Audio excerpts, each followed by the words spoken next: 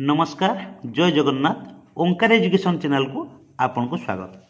शिक्षक बंधु आज आपण मान एक इम्पोर्टेंट वीडियो आसतु जानिबा शिक्षकों को टीईटी संबंधी केस रो सुप्रीम कोर्ट 13 मई 2026 तारिख रे कौन राय सुनाई।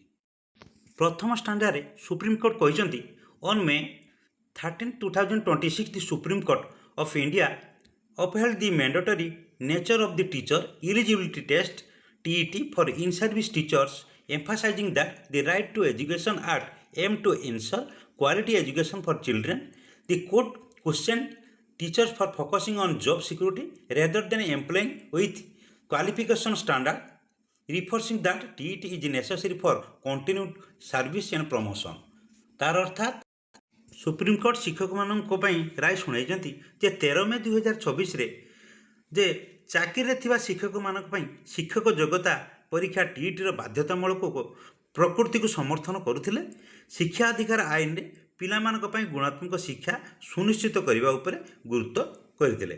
कोर्ट शिक्षक मानक योग्यता मानदंड पालन करने परिवर्ते चाकरी सुरक्षा उपर ध्यान देउथिबा प्रश्न करथिले एवं दृढ़ सहित कहिथिले जे निरंतर सेवा और पदोन्नति टीईटी आवश्यक।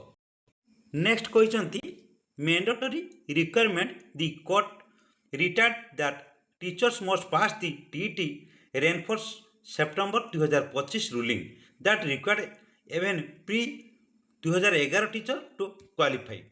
ता मीनिंग कौन होची माने सुप्रीम कोर्ट एक बाध्यतामूलक एटी निष्पत्ति शुणाई जे शिक्षक मान को टीट पास करने को पड़ो बोली पुनरुक्ति करते सेप्टेम्बर 2025 एक नियम को बलवत्तर करते जहाँ 2011 पूर्वर शिक्षक मान योग्यता अर्जन करने को बाध्य कर तेणु से 3 नंबर पॉइंट कहते टीचर मान को फोकस ऑन चिल्ड्रेन्स राइट।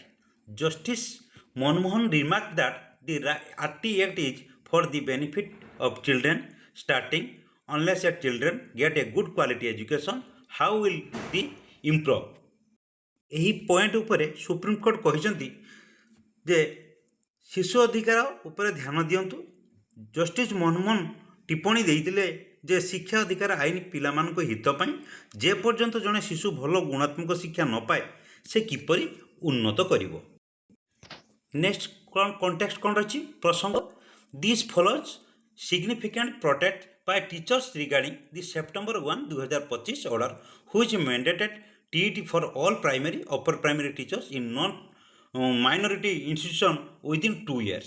अर्थात सुप्रीम कोर्ट यही प्रसंग में कहते जे सेप्टेम्बर 1, 2025 आदेश को नहीं शिक्षक मान द्वारा होइतिबा गुरुत्वपूर्ण प्रतिवाद पर आसी जो 2 वर्ष मध्य अणसंख्यालघु शिक्षानुष्ठान समस्त प्राथमिक और उच्च प्राथमिक शिक्षक मान टीईटी बाध्यतामूलक कर एग्जाम्पशन बा व्यतिक्रम कौन रही देखा।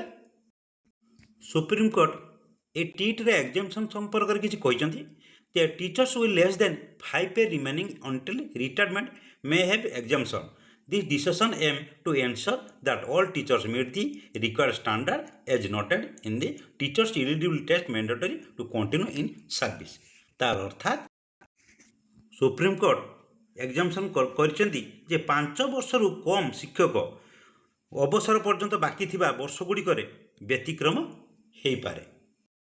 एठारे सुप्रीम कोर्ट सेप्टेम्बर 1, 2025 को एक डेडलाइन हिसाब से नहीं सही सेप्टेम्बर 1, 2025 ठारू जे मानकर 5 वर्ष आउ कार्यकाल थिबो चाकरी थिबो सेई मानक पई टीईटी छाड़ रहिबो किंतु प्रमोशन क्षेत्र में से मानक पई टीईटी आवश्यक। आ प्रमोशन हेबनी कि चाकरी तांकर जीवन नहीं जदि 5 वर्षर अधिक थाए से मानक पई कोन हबो से टीचर माने बाध्यतामूलक भाव में टीईटी देवा पड़ो। शिक्षक मान सहित चूड़ांत निष्पत्ति अनुसार 5 वर्षर अधिक चाकरी बाकी थिबा व्यक्ति को चाकरी जारी रखापी 2 वर्ष मध्य टीईटी पास करने को पड़ो। तेणु जो शिक्षक शिक्षयित्री मानकर चाकरी 5 वर्षर अधिक रही सेप्टेम्बर 1, 2025 ठारू हिसाब कर देखु जदि अधिक थी टीईटी परीक्षाटा दे दिंतु प्रमोशन हो कि न हो कहीं आउ किछि वर्ष कहीं चाकरी बाध्यतामूलक अवसर नवा आम टीईटी परीक्षाटी देदेबा। ଆଜିର ଭିଡ଼ିଓଟି ଥିଲା ଟିଇଟି ସମ୍ବନ୍ଧୀୟ ସୁପ୍ରିମକୋର୍ଟଙ୍କ ରାୟ ସେହି ସମ୍ବନ୍ଧରେ। ଆଜିର ଭିଡ଼ିଓଟି ଯଦି ଆପଣମାନଙ୍କୁ ଇନଫର୍ମେଟିଭ୍ ଲାଗିଥାଏ ଆମ ଓଙ୍କାର ଏଜୁକେସନ୍ ଆମ ସ୍କୁଲ କାର୍ଯ୍ୟକ୍ରମ ୟୁଟ୍ୟୁବ୍ ଚ୍ୟାନେଲକୁ ଲାଇକ୍ ସେୟାର କରିବା ସହିତ ସବସ୍କ୍ରାଇବ୍ କରିବାକୁ କେବେ ଭୁଲିବେନି। ଆଜି ପାଇଁ ରହୁଛି, ପୁଣି ଦେଖା ହେବ ନେକ୍ସଟ ଭିଡ଼ିଓରେ। ଧନ୍ୟବାଦ।